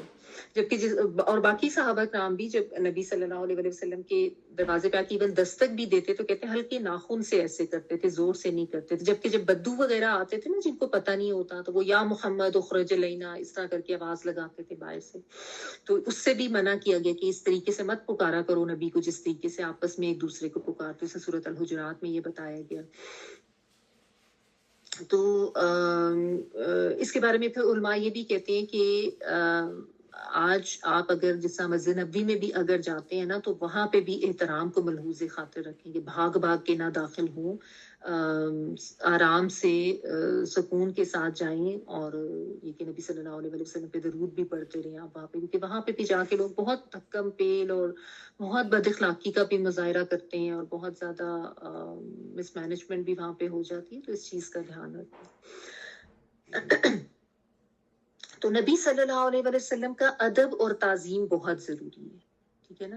یعنی آپ صلی اللہ علیہ وسلم کی ایک تعظیم اور تکریم جب انسان کے ذہن میں ہوگی نا تو پھر کوئی یہ نہیں کہہ سکے گا جس طریقے سے آج بڑا منہ کر کے لوگ بول دیتے ہیں نا کہ وہ نبی کی ضرورت بس اب نہیں ہے، اس زمانے میں تھی، بس وہ اس دور کے لیے بھیجے گئے تھے، ہم نہیں مانتے، اور حدیث کے حوالے نہ دیا کریں، بس قرآن کے حوالے سے بات کریں. یہ بھی آپ صلی اللہ علیہ وسلم کی تعظیم و تکریم کو کم کرنے کے ہی زمرے میں آتا ہے، لیکن لوگ اس کو سمجھتے نہیں ہیں اور اتنی بڑی جسارت جو ہے وہ کر جاتے ہیں نا.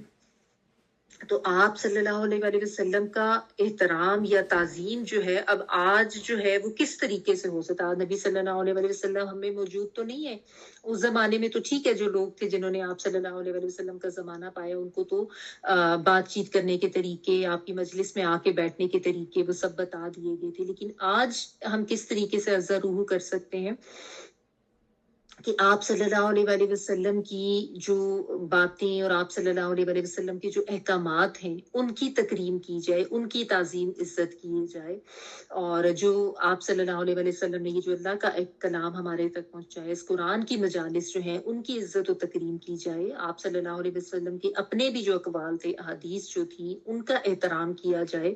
نبی صلی اللہ علیہ وسلم کا جیسے ہی نام آئے تو فوری درود پڑھا کریں، اس میں بھی کنجوسی نہ کیا کریں.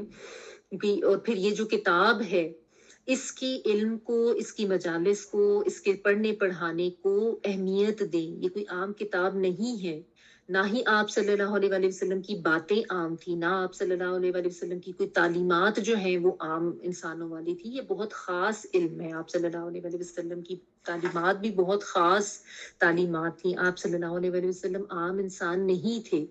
ہم اہمیت دیں گے، عزت دیں گے आप सल्लल्लाहु अलैहि वसल्लम को जब अहमियत और इज्जत देंगे तो आप सल्लल्लाहु अलैहि वसल्लम से रिलेटेड जितनी भी चीजें हैं, चाहे वो ये कुरान है, चाहे आपकी हदीस है, चाहे आपकी अहकामात है, चाहे तालीमात है, फिर हम उनको भी अहमियत देंगे ना।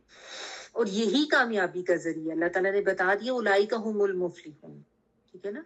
तो नबी सल्लल्लाहु अलैहि वसल्लम से ना एक मोहब्बत का भी जज्बा होना चाहिए, जिससे मोहब्बत होगी उसकी हम फिर ताजीम भी करेंगे और उसी की बातों पर फिर अमल करने की तरफ भी हम जाएंगे, उसकी भी हम कोशिश करेंगे, ठीक है ना। देखिए जैसे हम अपने पेरेंट्स की ताजीम करते हैं ना, इज्जत करते हैं, हम उनकी बातें भी मानते हैं, ठीक है ना। और जिस हस्ती की आपके ज़हन में कोई इज्जत तकरीम नहीं होती, आप उसकी बात को बिल्कुल अहमियत नहीं देते।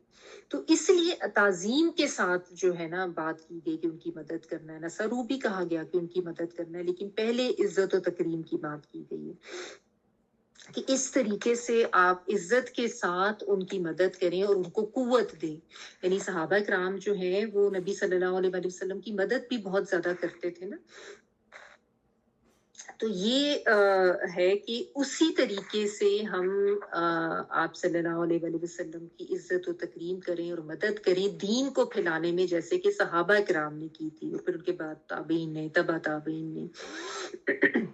उन्होंने आप देखें कि किस तरीके से नबी सल्लल्लाहु अलैहि वसल्लम के का साथ दिया, इस दीन के लिए कुर्बानियां दी, अपने घर बार छोड़े, अपने इलाके छोड़े, एक इतना इत्तेहाद आपस में दिखाया है, कितना इखलास दीन के लिए दिखाया, अपना ऐशो आराम उन्होंने छोड़ दिया, अपना माल लगाया, अपना वक्त लगाया, अपनी सलाहियतें लगाई इस दीन के इल्म को हासिल करने के लिए, इसको सीखने सिखाने के लिए, इसको आगे पहुंचाने के लिए, कैसे कैसे उन्होंने अपनी जो है अनथक कोशिशें की थी ना।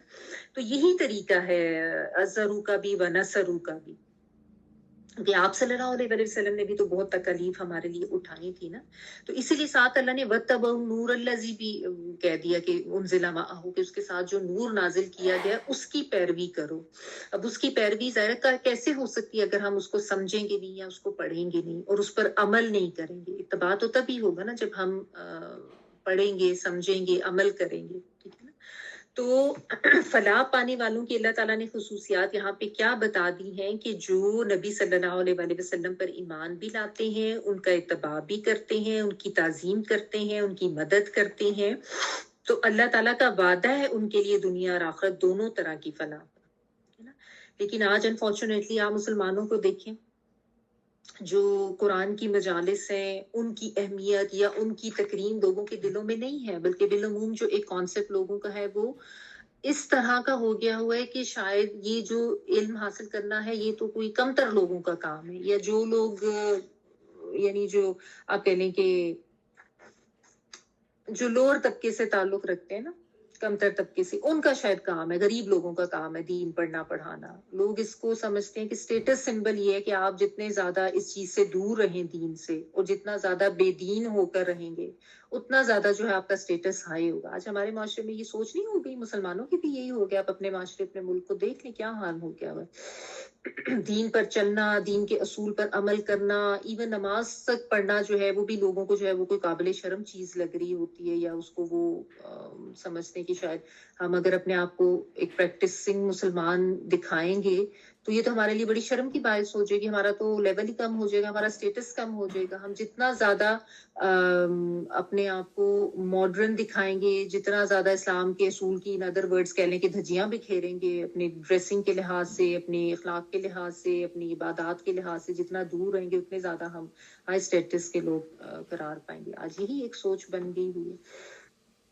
फिर आप देखें इसमें ताजीम का कहा जा रहा है, अगरचे नबी सल्लल्लाहु अलैहि वसल्लम की ताजीम का कहा जा रहा है, और हमारे यहाँ तो आज लोगों ने बुजुर्गों या बड़े जो हमारे लोग हैं या कोई उस्ताद वगैरह उनकी भी ताजीम खत्म कर दी। आप देखिए बच्चों को जो एक बेसिक जो तालीमात होती थी, बेसिक जो टीचिंग जिस तरह हम लोगों के दौर में भी होती थी, वो भी अब आहिस्ता आहिस्ता जो है ना वो खत्म कर दी गई है। वो यानी एक वो रिलीजियस वैल्यूज तो खत्म हुई हैं, साथ साथ ये जो एक माशरती जो वैल्यूज होती थी उनको को भी धज्जियां उड़ा दी गई हैं। आज बच्चों को कोई तमीज तरीका नहीं सिखाया जाता, बड़ों का अदब करना या किस तरीके से अच्छे तरीके से बिहेव करना। एक जमाना था कि माएँ बच्चों की तरबियत पे बहुत ज्यादा ध्यान देती थी, और आज के लिए कहा जाता है कि नहीं, फिर बच्चों का कॉन्फिडेंस जो है वो शटर हो जाता है, यानी बच्चों को बदतमीज जितना मर्जी होने दे, वो उससे वो ज्यादा कॉन्फिडेंट होते हैं। तो इसीलिए तो फिर आज औलादे इतनी नाफरमान और इतनी आउट ऑफ कंट्रोल हो चुकी है ना कि वो काबू में नहीं आती। फिर जब वो बड़े होते हैं तो फिर माँ बाप के ऊपर भी वो चीखते चिल्लाते हैं और बदतमीजियां और बदअखलाकियां करते हैं,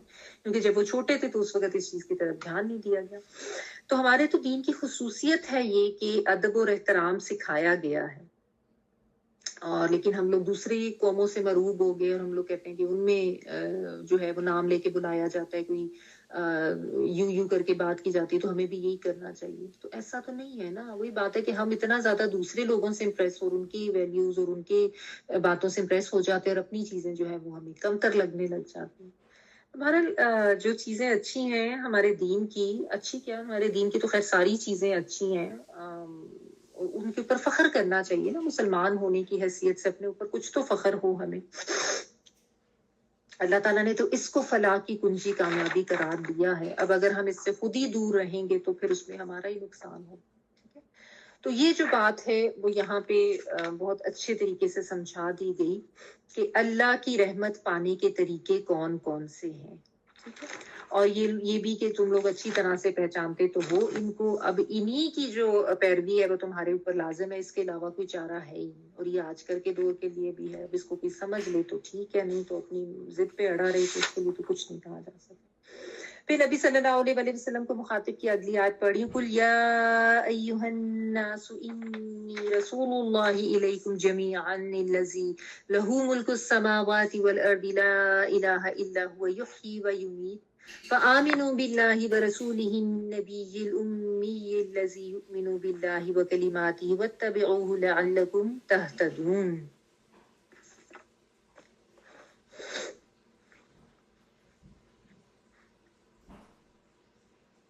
ए मोहम्मद कह दीजिए कि ए इंसानों, मैं तुम सब की तरफ इस खुदा का पैगंबर हूँ जो जमीन और आसमानों की बादशाही का मालिक है और इसके सिवा कोई रब नहीं है। वही जिंदगी बख्शता है, वही मौत देता है। बस ईमान लाओ अल्लाह पर और उसके भेजे हुए नबी उम्मी पर जो अल्लाह और उसके इरशादात को मानता है, और पैरवी इख्तियार करो। उसकी उम्मीद है कि तुम राह रास्त पा लोगे।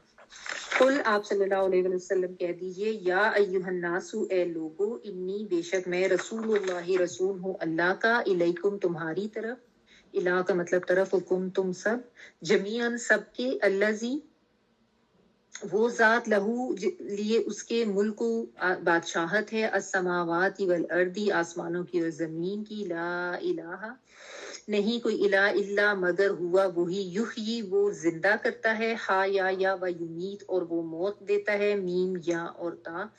फ़आमिनू पस ईमान ले आओ, बिल्लाही अल्लाह पर, व रसूलिही और उसके रसूल पर, अन्नबी जो नबी है, अल उम्मी जो उम्मी है, अलिफ मीम मीम, अल्लज़ी वो जो, युमिनु वो ईमान लाता है, बिल्लाही अल्लाह पर, व कलिमातिही और उसके कलिमात पर, काफ लाम मीम, वत्तबिऊहु और उसकी पैरवी करो, लअल्लकुम ताकि तुम, तहतदून तुम हदायत पा जाओ। अच्छा, ये सारी बातें जो थी वो बता दी गई। उसके बाद अब आप सल्लल्लाहु अलैहि वसल्लम से खिताब करके जो है वो क्या कहा जा रहा है कि आप सब लोगों को ये बता दो कि या अय्युहन नास, ए लोगो। अब यहाँ पे किसी दीन के को मुख्तस करके बात नहीं की है कि खसूसी तौर पर इस दीन के वालों से कहा जा रहा है, सिर्फ उम्मत मुस्लिमा से या कोई सिर्फ यहूद व नसारा से नहीं, अन्नास कह के बात की कि सब लोगों को आप ये बता दें कि मैं रसूल हूँ इलैकुम जमीअन, तमाम लोगों की तरफ, चाहे कोई यहूदी, कोई नसरानी, कोई अरबी, कोई अजमी, जो भी है, हर एक के लिए। यानी आप सल्लल्लाहु अलैहि वसल्लम की रसालत जो है वो आलमगीर है। ठीक है ना, आपके को रसूल भी बना के भेजा गया तमाम जहानों के लिए, आपको रहमत बना के भेजा गया तमाम लोगों के, वमा अरसलनाका इल्ला रहमतल लिल आलमीन। रहमत भी सबके लिए, जमीन का वर्ड आ गया, अन्नास का वर्ड आ गया, यानी आप सल्लल्लाहु अलैहि वसल्लम का हल्का तबलीग जो है वो तो पूरी दुनिया के इंसान है, रहती दुनिया तक जो लोग आएंगे, अब उन्होंने जो हदायत या रहमत पानी है वो आपसे ही लेनी है, आपकी तालीमात पर ही अमल करेंगे तो उनसे दीन जो है वो कबूल किया जाएगा और वही उनकी कामयाबी और हदायत का जरिया अल्लाह ताला ने बता दिया ना, यानी क़यामत तक अब आप सल्लल्लाहु अलैहि वसल्लम ही रहनुमा है, आप ही लीडर हैं, आप ही पेशवा हैं और आप ही बस आखिरी नबी, ठीक है ना। पिछले अंबिया की जो इत्तबा थी वो उनके दौर तक, उनके लोगों तक जरूरी थी और वो मखसूस भी होती थी, ठीक है ना। लेकिन आप सल्लल्लाहु अलैहि वसल्लम की जो तालीमात है किसी खास कौम या खास इलाके या खास वक्त तक के लोगों के लिए नहीं है, हमा वक्त, हमागीर, आलमगीर आपकी जो है वो नबूवत और रिसालत है, और फिर आप खातिबुन नबीयीन हैं, ठीक है ना। तो यानी ये जो नबूवत के दावेदार हैं वो भी सब कज़ाब हैं, सब झूठे हैं। और आप सल्लल्लाहु अलैहि वसल्लम ने खुद भी सहाबा किराम पे भी ये कहा था ना कि अब मुझसे जो सुनते हो वो आगे पहुंचा दो, अब ये तुम्हारी जिम्मेदारी है, ठीक है ना, क्योंकि अब और किसी नबी ने नहीं आना, अब यही तालीमात हैं जिनके ऊपर अमल करना है। तो उसके बाद फिर साथ जाहिर है एक उम्मत मुस्लिमा के हैसियत से हमारे ऊपर भी ये जिम्मेदारी आती है कि हम भी इस तालीम को खुद भी हासिल करें, अमल करें और जो मुमकिन तरीका हम कर सकते हैं इसको आगे पहुंचाने की वो भी हम करें, क्योंकि रसूलुल्लाह थे, तमाम जहानों के लिए थे, जमीयन का वर्ड भी अन्नास का भी है, तो उन लोगों तक अब हमने ही पहुंचाना है ना। और फिर ये भी बताया गया कि आप इनको कहें कि मुझे रसूल तुम सबकी तरफ किसने बना के भेजा है, उस हस्ती ने जो आसमान और जमीन की बादशाहत रखती है, यानी मैं खुद से नहीं बन के आ गया हूँ, मैं तो अल्लाह ताला की तरफ से जो आसमान और जमीन का मालिक भी है, खालिक भी है, जिसकी बादशाहत है, जिसका कब्जा कुदरत है सब पे, और जो वाहिद माबूद है, जिसके अलावा कोई माबूद भी नहीं है, वही है जो जिंदगी भी देता है, वही है जो मौत भी देता है, यानी तुम्हें जो पैदा किया गया है वो भी उसी ने किया है, जो तुम्हें मौत आएगी वो भी अल्लाह ताला ही की तरफ से आएगी और वापस भी तुमने लौट के उसी की तरफ जाना है। तो तुम्हें उस रब पर भी ईमान लाना है जो एक माबूद है, वाहिद माबूद है, वही पैदा करता है, वही मौत देता है और उसी के पास लौट के जाना है, उसी की बादशाहत है आसमान और जमीन पे। यानी ये अल्लाह ताला की सिफात यहाँ पे इसलिए बयान की गई कि अल्लाह ताला के बारे में भी जो गलत कॉन्सेप्ट लोगों के बन गए हुए हैं वो भी ठीक हो जाए, चाहे वो मुशरिकीन के हैं, चाहे यहूद नसारा में से हैं या आजकल के दौर में भी किसी के भी हैं। यानी आप ये कह लें कि इसमें जो है ना एक दीन का खुलासा भी आ रहा है, इसमें साथ साथ अल्लाह ताला की भी सिफात और उसकी भी पहचान कराई जा रही है और उसके नबी सल्लल्लाहु अलैहि वसल्लम पर ईमान लाने और इत्तबा का भी हुक्म दिया जा रहा है। तो ये यहाँ पे जो है एक बड़ा वाजे हुक्म यहाँ पे नबी सल्लल्लाहु अलैहि वसल्लम को दे दिया गया कि अल्लाह की जात की ये सिफात है, उन्हीं की तरफ से मैं रसूल बना के भेजा गया हूँ, तो अब तुम अल्लाह पर भी ईमान लाओ, फ़आमिनु बिल्लाहि व रसूलिही, और उसके रसूल पर भी, ठीक है, जो उसकी तरफ से भेजा गया है, उसका भेजा हुआ नबी है, जो खबरें लाता है अपनी तरफ से नहीं लाता, उसकी तरफ से लाता है। और वंस अगेन आपका उम्मी होना जो है वो वहां पे यहाँ पे फिर से बयान किया गया, नबी उम्मी अल्लज़ी युमिनु बिल्लाहि। तो ये नबी सल्लल्लाहु अलैहि वसल्लम का उम्मी होना जो है ये कोई ऐब नहीं था, इसको कोई ये ना समझे कि ये क्यों था, ये जैसा मैंने आपको बताया इसमें जो हिकमत पोशीदा थी वो यही थी कि लोग जो है वो इस किस्म के एतराजात या इल्जामात आप सल्लल्लाहु अलैहि वसल्लम पर ना लगा सकें, है ना।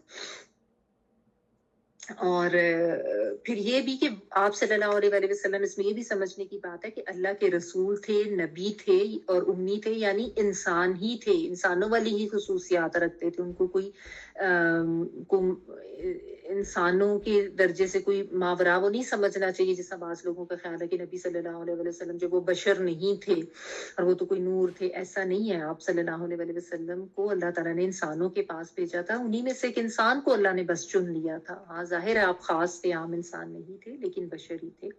और फिर आपके बारे में भी ये बताया गया कि वो नबी खुद भी ईमान लाता है अल्लाह पर और अल्लाह के कलिमात पर। ये तो हर नबी के लिए जरूरी होता था कि वो सबसे पहले खुद वाजे करके बताए, इस चीज का इकरार करे लोगों के साथ कि मैं अल्लाह पर ईमान लाता हूँ, एक अल्लाह पर, और मैं उसकी इताअत करता हूँ।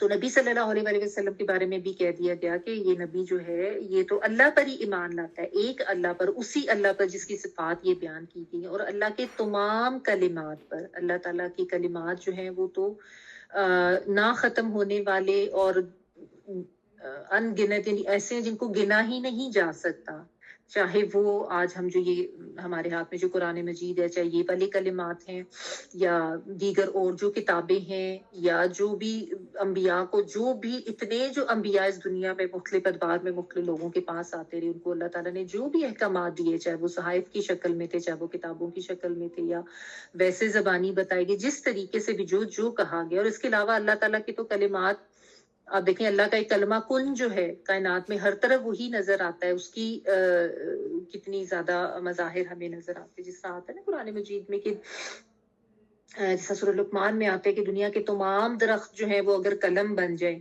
और साथ समुंदर भी रोशनाई बन जाए, बल्कि उसके जैसे और मजीद समुंदर भी आ जाए रोशनाई बन के, और वो सब लिखना शुरू कर दे, तो भी अल्लाह ताला के कलिमात तो खत्म ही नहीं होंगे, अल्लाह के कलिमात का तो अहाता ही नहीं किया जा सकता। ठीक है ना। तो वो उन तमाम कलिमात पर जो है ईमान लाता है, और हमारे लिए भी यही है, अल्लाह पर भी ईमान लाना, नबियों पर भी ईमान लाना, किताबों पर भी ईमान लाना, और अल्लाह की तमाम कलिमात पर ईमान लाना, तमाम जो कलिमात जिनका हम अहाता ही नहीं कर सकते। ठीक है ना। तो ये यहाँ पे कहा गया, और कहा गया वत्तबिऊहु, और उसके इत्तबा करो। देखिए वंस अगेन नबी सल्लल्लाहु अलैहि वसल्लम की इत्तबा का हुक्म दिया गया, और यहाँ पे क्या रीजन बताएगी, लअल्लकुम तहतदून, ताकि तुम हदायत पा जाओ। ठीक है ना। यानी पहले फलाह का जिक्र किया कि अगर कामयाबी पाना चाहते हो तो उसका भी तरीका ये है, वो वाली चीजें बता दी, और उसमें बिलखुसूस नबी सल्लल्लाहु अलैहि वसल्लम की इत्तबा को लाजिम करार दिया गया। और अब यहाँ पे हदायत का जो कुलिया है वो भी बता दिया गया कि ईमान लाओ अल्लाह पर, उसके नबी पर, और उस नबी की का इत्तबा करो, उसकी पैरवी करोगे तो तुम हदायत पा जाओ। यही हदायत का जरिया है, ईमान लाना अल्लाह पर और उसके रसूल पर, और उसके रसूल का जो है फिर उसकी इत्तबा करना, उसकी पैरवी करना।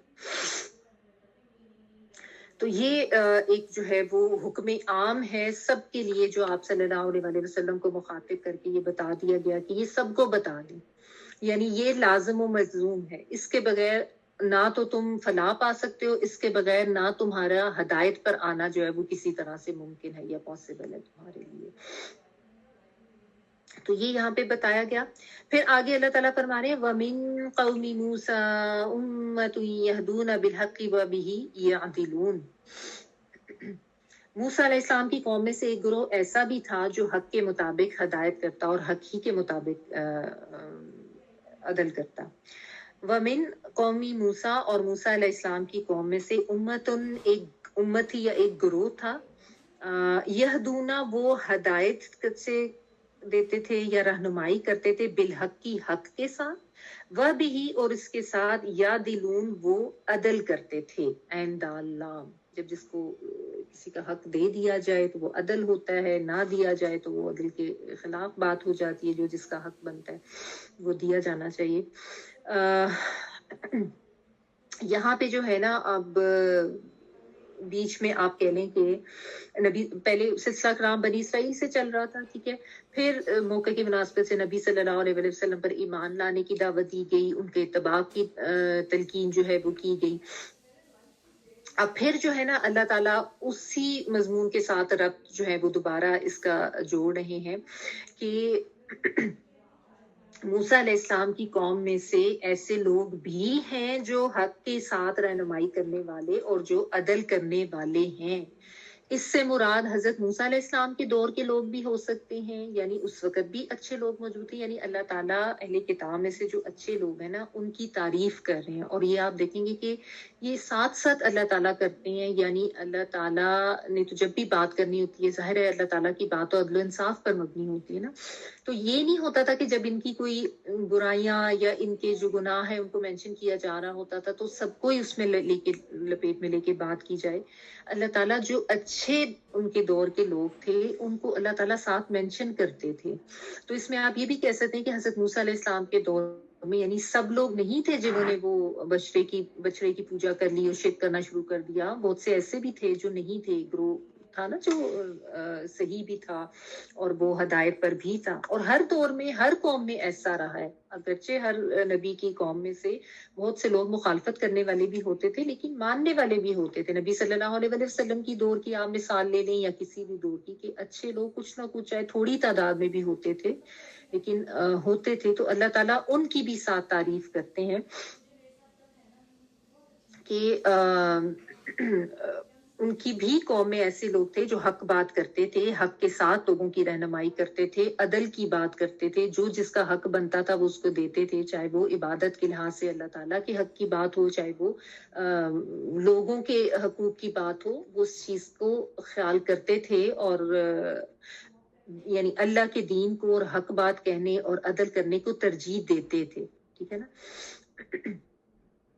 اور اس سے مراد مفسرین یہ بھی کہتے ہیں کہ اس سے نبی صلی اللہ علیہ وسلم کے دور کے جو اہل کتاب ہیں وہ بھی مراد ہو سکتے ہیں کہ ان میں سے بھی اگرچہ ایک بڑا گروہ تو ایسا ہی تھا جو نبی صلی اللہ علیہ وسلم کی مخالفت پہ تھا, بالخصوص یہود میں سے جو ہے, لیکن پھر بھی کچھ لوگ ایسے تھے جو حق بات کرتے تھے, جو ہدایت پر تھے, جیسا حضرت عبداللہ بن سلام ہیں اور ان کے کچھ ساتھیوں کا بھی ذکر آتا ہے جو کہ نبی صلی اللہ علیہ وسلم پر ایمان لے آئے تھے, یا جیسا نصارہ میں سے بھی تھے جیسا ورقہ بن نوفل کا نام آتا ہے, یا جیسا نجاشی کے بارے میں بھی ہمیں پتہ چلتا ہے کہ وہ فوراً مان گیا تھا اور اس نے اقرار کر لیا تھا.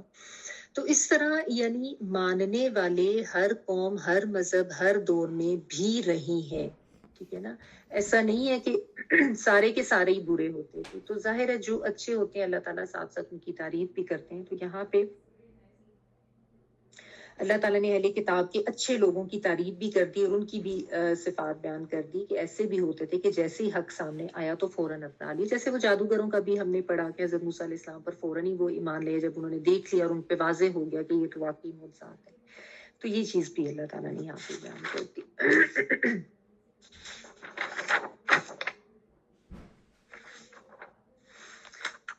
اچھا, اگلی آیت لمبی بھی ہے اور ویسے تو آپ کا کل آف تھا, میں نے کہا تھا تھوڑا سا پڑھا دوں گی, لیکن اس میں بھی کافی ساری چیزیں آ جائیں گی اگلی آیت میں. جسٹ گیو می ون مومنٹ.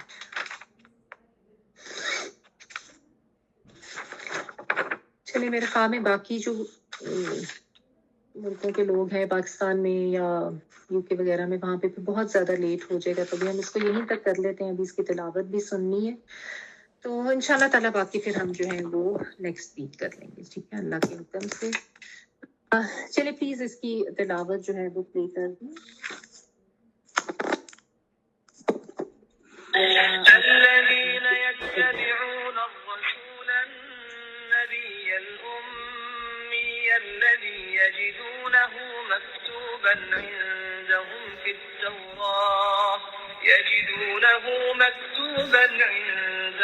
التوراة والإنجيل يأمرهم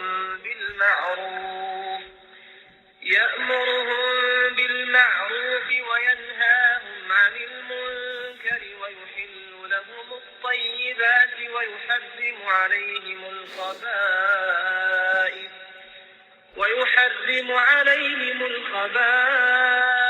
ويضع عنهم إصرهم والأغلال التي كانت عليهم فالذين آمنوا به وعزروه ونصروه واتبعوا النور الذي أنزل معه أولئك هم المفلحون.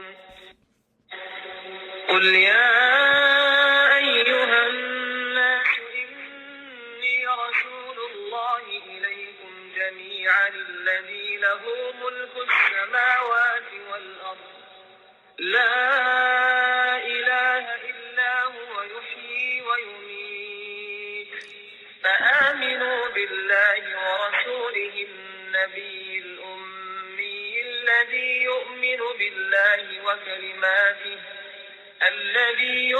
بالله وكلماته واتبعوه لعلكم تهتدون.